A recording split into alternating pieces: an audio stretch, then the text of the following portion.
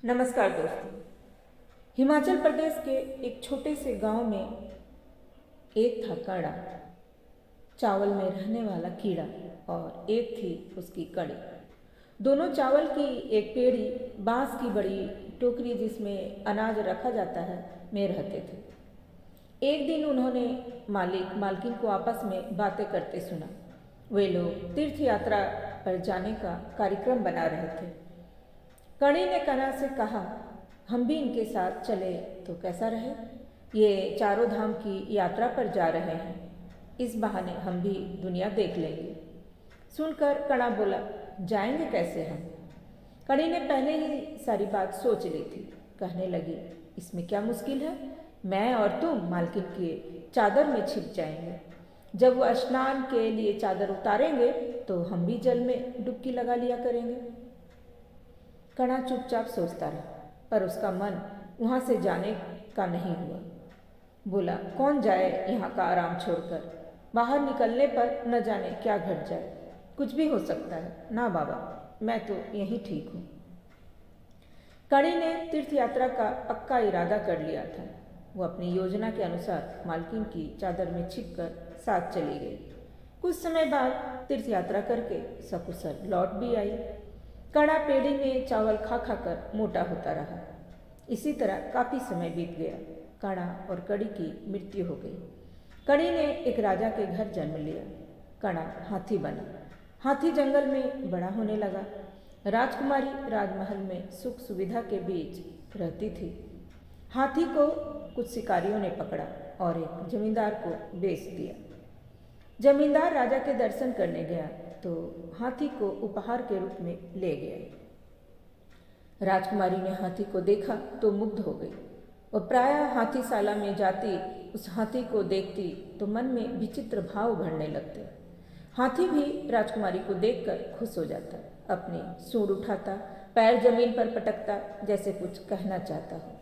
कभी कभी राजकुमारी हाथी पर सवारी करती। हाथी उसे दूर दूर तक घुमाकर लाता। राजकुमारी बड़ी हुई तो राजा को उसके विवाह की चिंता हुई। पड़ोसी राज्य के राजकुमार से बात चली, संबंध तय हो गया। शुभ मुहूर्त में विवाह हुआ। बेटी के दहेज में राजा ने बहुत सी बहुमूल्य सामग्री दी, उसमें वह हाथी भी था। बारात विदा होकर चल दी। रास्ते में सांझ ढली तो पड़ाव डाल दिया गया। दूल्हा दुल्हन के लिए सुंदर तंबू लग गए। तरह तरह के पकवान साथ थे ही। गाते बजाते मौज मस्ती करते रात बीत गई। सुबह आगे चलने की तैयारी हुई। न जाने बर को क्या सूझी। बोला, मैं हाथी पर सवारी करूँगा। हाथी ने यह बात सुन ली। उसे बुरा लगा, क्योंकि वह केवल राजकुमारी को ही सवारी कराना चाहता था। महाबत हाथी को तैयार करने गया तो उसने जोर से चिंगाड़ मारी और अपने भारी भारी पैर पटकने लगा। वह गुस्से में आ गया था। फिर एक जगह जा बैठा। महाबत ने उठाने की कोशिश की, पर वह टस से मस न हुआ। जब सब कोशिश करके हार गए तो राजकुमारी उसके पास पहुंची। उसकी सूंड थपथपाई तो हाथी धीरे से बोला, क्या तुम मुझे नहीं पहचानती? मैं पिछले जन्म में कणा था। मैं तुम्हारे अतिरिक्त और किसी को अपने ऊपर सवारी नहीं करने दूंगा। उसकी बात सुनकर राजकुमारी को भी पिछला जन्म याद आ गया। राजकुमारी ने हाथी के कान में कहा, मैं भी तुम्हें पहचान गई हूँ। मेरे साथ तीर्थ यात्रा पर चलते तो शायद हाथी न बनते। तुम्हें तो पेड़ी में रहकर चावल खाना ही पसंद था, पर अब इसकी चर्चा बेकार है। क्यों तमाशा बना रहे हो? पता नहीं कोई क्या सोचे। राजकुमारी की बात हाथी की समझ में आ गई। वह तुरंत उठ खड़ा हुआ। अब एकदम शांत दिखाई दे रहा था। सब बाराती हैरान रह गए। राजकुमारी ने तो जैसे हाथी पर जादू कर दिया था। राजकुमार सोचने लगा, कहीं राजकुमारी वशीकरण तो नहीं जानती।